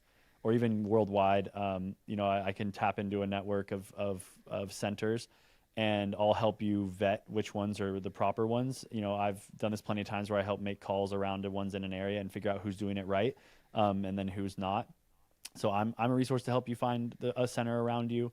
But I would certainly find a center first, because if you just go to your doctor, chances are your doctor is going to say, don't do that, or it hasn't been tested enough. They're going to pair it off something that's in line with their indoctrination or their programming however they've been educated. And so definitely if you're in a regular insurance model and you have a primary care physician, they're not going to know how to help you or even point you in the right direction. And they're probably going to say, no, I won't write you a script for it. But all of the centers have a physician running the center, and they might have nurse practitioners or physician's assistants that work at the center. Generally, you can get a prescription at the Hyperbaric Center, or they'll refer you to a physician close by to get you a script. And they're writing scripts for general health and wellness for anyone that's cleared to, for anyone that doesn't have any of those contraindications through a quick intake form and an examination of the ear and the lungs. They'll write you a script for general health and wellness if that's what you're looking for, to boost your general health and wellness. So it doesn't have to necessarily be a specific ailment even. So that's how people are achieving this for performance effects as well. That's fantastic. What would be the best way for people to reach out to you? So I would say my Instagram, I am Sam Womack. That's one way. Beam Hyperbarics is another. And then, we'll just take it from there. Yeah, we'll include those in the show notes on Spotify and Apple for everybody. And then earlier you mentioned the hair test for people that want to explore to see if magnesium deficiency is an issue for them. Is Barton, is he still doing those hair tests, or do you have anybody to recommend for that? Yeah, I would do I would go to Upgraded Formulas and do a hair mineral analysis test. And you can also reach out to me as well, because we have a discount package for those if you're also getting treatment, if you're going to be getting treatment here and stuff as well. We try to subsidize all the different costs of things, because it can kind of add up when you're doing a lot of things. Sure. So so that's another method as well. But Upgraded Formulas, you can reach out there and get a hair mineral analysis test, and I can help with that as well. What if you're bald? Yeah, no. What do you do then? So, do you have armpit hair? Okay. Is it like an inch long? Yeah, no. That's all you need, just some body hair. Well, I told you, Sam. Any body hair, pubes. No. You don't have to tell them where it came from. Exactly. I think Sam, I told you that before I did the hyperbaric chamber, my hair was completely straight, and now my hair's wavy, which has been, I have no clue what to do with that, but that's awesome. It's pretty funny. That is so cool that it shifted your hair biology. Yeah, it's the only thing I can think of. That was the biggest shift. Is there anything else that we didn't hit on as it relates to hyperbarics? Are there any other really cool success stories that you could share? I know the first one you shared is, and I remember actually meeting that family, because I was going to the clinic the same time that they were going there, and seeing firsthand that miracle. But is there any others that you'd like to share? Yeah. So a dear friend of mine actually today was just sharing with me.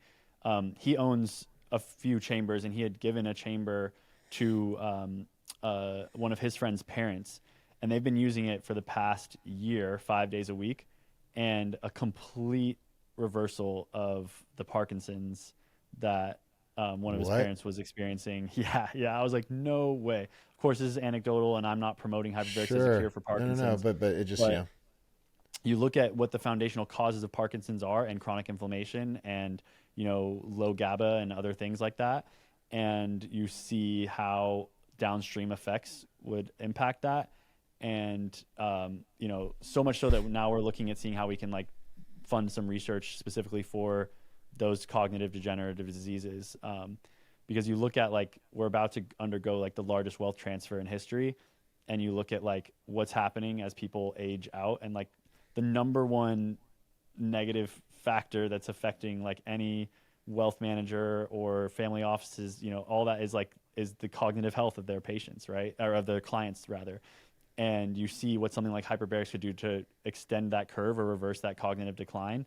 And it's, you know, a massive economy driver in certain industries. And, but yeah, so, you know, and that's another vision I have where it's like, if we can heal the minds and bodies of some of the most powerful and wealthiest people, where are they going to redirect their energy and their resources when they find that healing in their brain and in their mind and in their whole countenance shifts with the peace they achieve. And so, yeah, I mean, I see cognitive decline as a primary, you know, battlefront for hyperbarics to confront.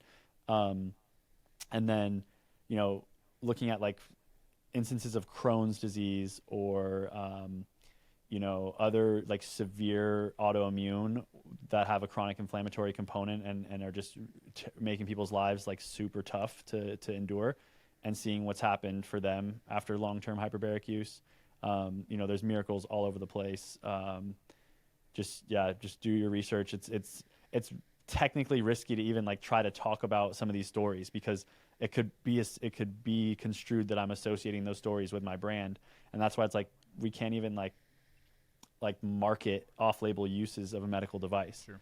Because that's illegal per FDA, right? And so, you know, it's tough to tell some of these stories, you know, in relation to my business, because I'm not trying to connect these to my business in particular. Well, definitely talk to your doctor, talk to your physician. The cool thing is what you had mentioned earlier, and like saying what you can and cannot say. Both Nate and I have written for supplements, and you can't say a lot of things, but what's really cool is you can definitely focus on the mechanism at work, the mechanism at play, and that's what is so impressive about these hyperbaric chambers. And just you talking about physics as medicine, we actually had a conversation on the podcast about 2 or 3 weeks ago around like the 11 dimensions that we have, string theory, quantum entanglement. Like, this is a world of science and rule and law. So it's not to say that like this stuff doesn't happen. It's just that even Alexander the Great was using it, and now we have the scientific evidence to back up all of that kind of stuff. So just focusing on the mechanisms for anybody who is listening, it's like your body needs oxygen, and it enhances ATP production when you have more oxygen. And ATP, as Sam said,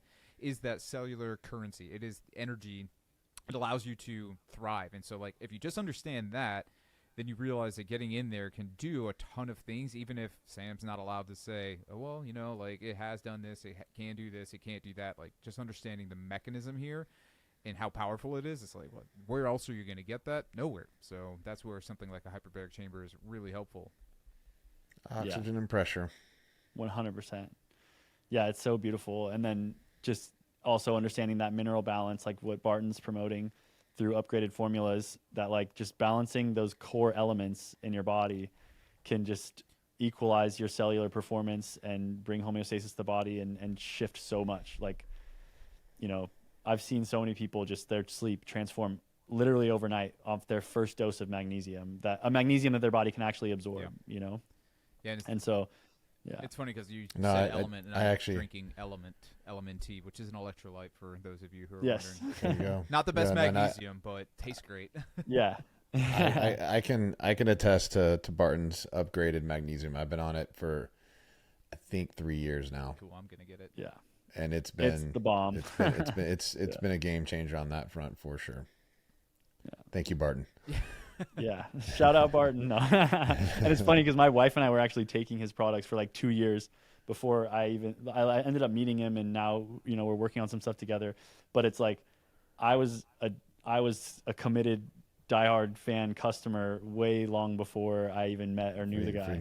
That's cool. And it works phenomenally. And so it, you know, and periodic law, that concept of periodic law, that the elements work in our body in a lawful manner, and the fact that that's not even being understood by traditional medicine is like an atrocity, you know? Well, like, I think it's understood by some, and people who are actually have the power to move levers, and it's not being communicated, because I mean, you look at what's happened with the medical system just in these past 10 years. I mean, it's willfully being corrupted, and everything that's being created is, in essence, working against that law. I mean, you look at, I probably can't say too much here, but you look at the things that have been rolled out in the past 4 years and what they do to the body. I mean, they essentially change the nature of how we work, and not in a healthy way. I mean, you see that with the proliferation of died suddenlies and all of that kind of stuff. And modern interventions are in some ways great, right? Like they do things that were impossible 50 or even 100 years ago,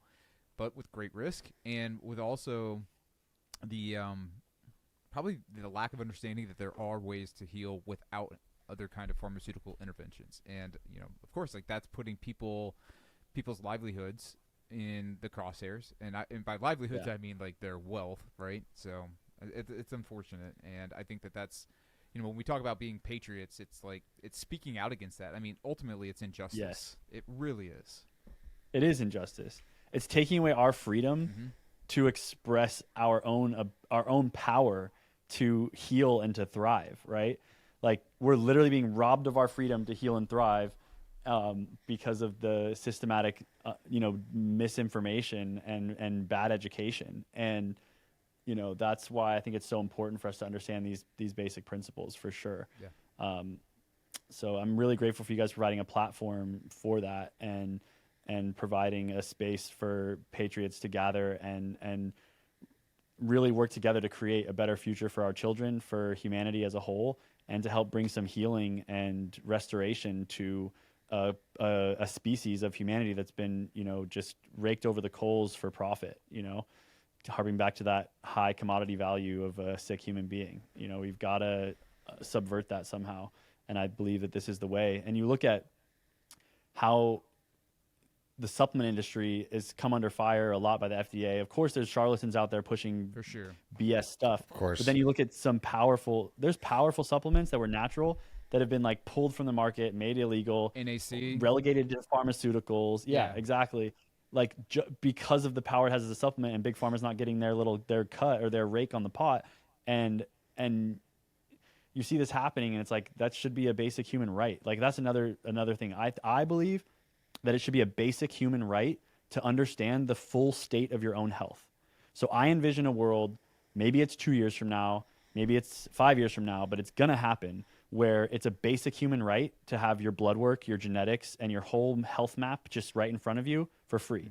Because as a human being, that should be I believe it's a basic human right to know the state of your health. Technology has evolved to the point where that shouldn't be something that is behind the white coat veil of pharmaceutical trained individuals to wield their power over you and control your pocketbook. We should have our own knowledge of our own health and be able to like make our own informed decisions by having a very clear picture of our entire health state, and I predict that someone's going to do it. Yeah. And piggybacking, someone's going to, piggybacking off of that is the right to consent, where a patient, it can actually decline a medical intervention. And that did not happen in 2021, 2022. I mean, you had people saying, look, I'm not going to do this because I know that it could potentially jeopardize my health, and they would be fired or, in some cases arrested and shamed, coerced. Shamed. Yeah. The patient's Bill of Rights is something that, I mean, it doesn't really exist in the way that it should. It's not codified, and it certainly isn't enforced. And the same thing for physicians. I mean, my dad's practice, they actually ended up starting a nonprofit in the state of North Carolina where they were advocating for the right to treat. Right? Like they were not allowed to give ivermectin to their patients or hydroxychloroquine because of the whole state of affairs back then, where they were like, these are, I can't even remember what they said, but yeah, all of a sudden, like my dad wouldn't be able to call into the compounding pharmacy and give hydroxychloroquine to anybody, and they couldn't do ivermectin. And it's like, these are medicines that have been prescribed billions of times. And I mean, with ivermectin winning the Nobel Prize for its effectiveness in treating a number of maladies and all this, they couldn't treat their patients with it. And it's the same kind of thing with hyperbaric. I mean, maybe it's not the same, but if a doctor is like, a physician running a lab is like, I think that somebody in a different state should benefit from this, I'm going to write a script for it, and then that's not acted on, that's not in the patient's best interest. It is the same, actually. Like, so much so that Medicare and Medicaid decided this last year to cut hyperbaric payments by 40% across the board. Just blanket. And they cut it because so many doctors were realizing that hyperbarics was going to help heal their patients, and they were fraudulently prescribing it to them under a different ailment that was one of the 14 approved use cases that the individual didn't have, but just to get them access to hyperbarics to help them heal. And it was working. And so more and more doctors started doing this to heal their patients from other things, but to get insurance to cover it, they were fudging the condition, right? That's bull. And Medicare and Medicaid was like, oh, we can't have this.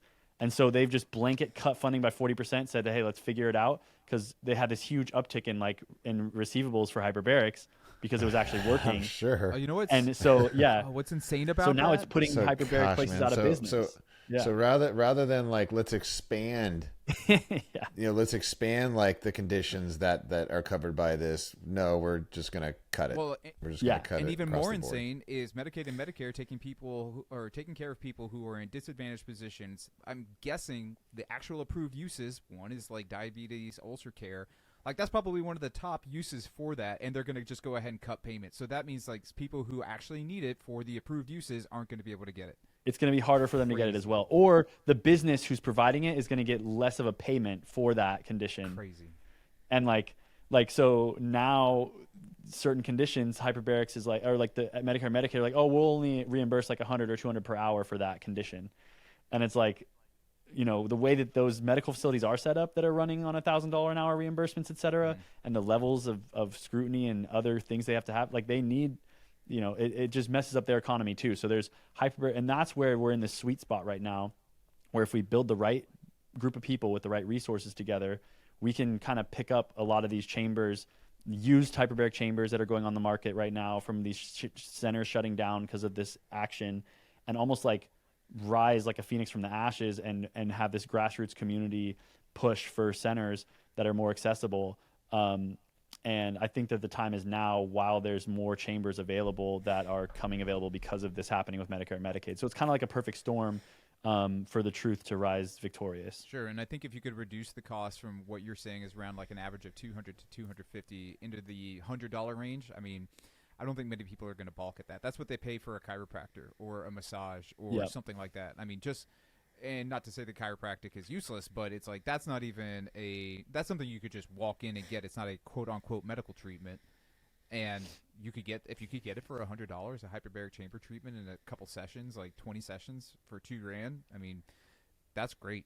That is absolutely phenomenal. I mean, there's people out there spending that much on an iPhone. Yep. The iPhone 20. Yep. Whatever. Yeah.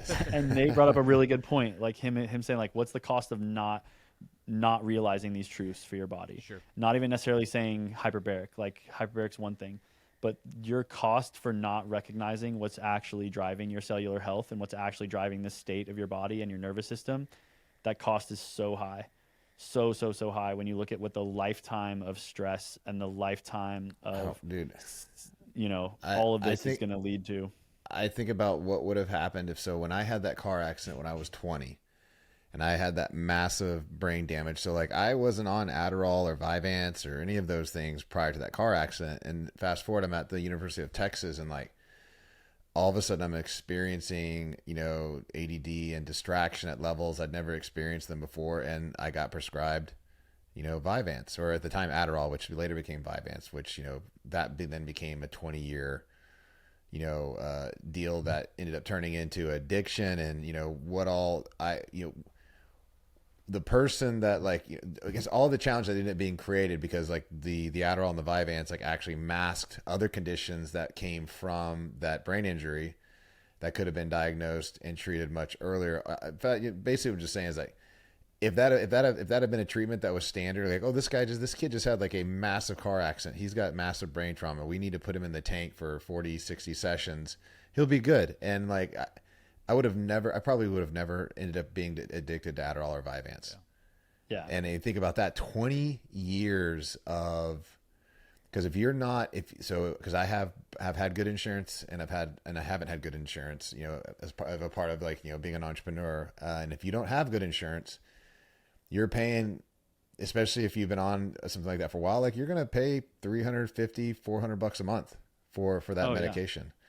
So And you're take paying to that keep now yourself in times sympathetic response. Yeah, yeah, because that's just yeah. a nervous system stimulant. Dude, and, yeah, dude, just the vicious cycle. Yeah. Yeah, it's one of those things that I saw a meme years ago, probably one of the first memes ever, 2013, 2012. And it was just about, hey, it's so expensive to eat organic. And then the farmer's sitting there. He's like, have you ever priced out having cancer? You're right. I'm not laughing. It's not funny at all. But, Well, yeah, but just, I mean, yeah. it drives the point Yeah, home, exactly. like for sure. Being sick is not cheap. Man, well, Sam, man, I really feel like this was a gift today for us and for our listeners. Adam, do you have any other questions or anything else? Sam, you have anything else? No, I mean, I think we pretty much covered it. And yeah, I'm a resource. Feel free to reach out. Any health. I love helping people shift their perception on health. And so, just feel free to reach out and I'll try to point you in the right direction, whether hyperbarics or otherwise. I just think, we are so powerful as human beings. We've got this incredible power within us, this incredible potential to have just the most incredible life filled with love, filled with connection, filled with empowerment, filled with passion, filled with, achievement of success of whatever, you want to bring into this world as a patriot, as a father, as a mother, as a doer of your gifts, and all of that rests upon the state of your body and the state of your nervous system and the energy and potential energy you have to move forward in the world. And so really, and that's your right. Yeah, and that's your right. And it's your human right to experience that to the fullest capacity. And so I want to empower you to seek out knowledge, continue seeking out knowledge to empower yourself. And, thank you for listening. Yeah, thank you guys for having me. The thing I'm going to say is that if you've listened to this and you found this information valuable and you are actually wanting to either take action on it or you want to learn more, go ahead and follow this show on whatever you're listening to it on. So if that's Spotify or Apple, review it. Give us a fair review, 1-star or 5-star. It doesn't really matter. The most important thing is that we get that kind of action because right now we've just fallen out of the top 100 in the category we're at, and the people who are ahead of us are having conversations about nothing. Absolutely nothing. They're talking about their lives as famous people, for being on a reality TV show, for dating somebody that looked good for half a second. And these are real conversations around what could affect your life, what could affect your children's lives, what could enhance your life. And the more interaction that we get with the show, the more subscriptions, the more everything, it moves that up so other people can come across this information. Because this is life-changing information. I mean, you heard Sam talk about how a child who is practically dead, is now alive and with their parents for years. And I don't want these messages to be drowned out by vapid conversations around things that don't really matter. And so I'm just inviting you to make those kinds of actions on the show just so that these conversations can be elevated, and the ones that are unimportant can go ahead and suffer down at the bottom. Yeah, and just to throw in there for the people that have been listening and supporting us and sharing, you're one of the reasons why we are inside of the top 100. I mean, we've been anywhere from the number 44 in our category, and as Adam said, we're right around the top 100 right now, but that's the top 1% of the 1% in the world in podcasts. So we couldn't do that without you, and we couldn't do that without guests like Sam coming on. So again, you can follow Sam and find him at I am Sam Womack, and at Hyperbaric or Beam, at Beam Hyperbarics, beamhyperbarics.com. You can find him there, and then Adam, do we want to go into the giveaway or any of the other things that are going on right now? Yeah, actually, let's talk about that. So right now, one of our main companies, which is Vanish, if you're watching video, you see that I'm wearing it right now. It's the most comfortable holster on the planet. It's spelled VNSH. We're running a giveaway through the 3rd of June, 2024, where we're giving away an $80,000 Rocky Ridge Silverado. So all you have to do is click on the link vnsh.com/POP. I guess you wouldn't click it. You can just type that in, or you can go follow us on Instagram. You can follow us on Facebook. Go to patriotonpurpose.com. Give us a follow there. That's also a sponsor, and you could be entered to win. All you've got to do is just put in your email and a valid phone number, and then you're automatically entered to win. And if you buy any of the products from the brands that we have sponsoring this, you get additional entries towards winning that truck. So We already gave away a $100,000 Jeep Gladiator plus $25,000 in gold and a year's worth of survival food back in December. So this is our next one ending June 3rd. So go ahead and take advantage of that while you can. And if you're here in Austin, definitely check out Sam at Beam Hyperbarics. Definitely. I wish. Thank you. I wish I could be. Well, I'm going to actually start doing some digging right now. I don't feel like I need it, but I also feel like I could be in a better parasympathetic state more often. So I'm going to be doing some research. Yeah, I think it's awesome. Thanks, Sam. Powerful. Thank you guys. Appreciate it. Thanks for having me on. Yeah.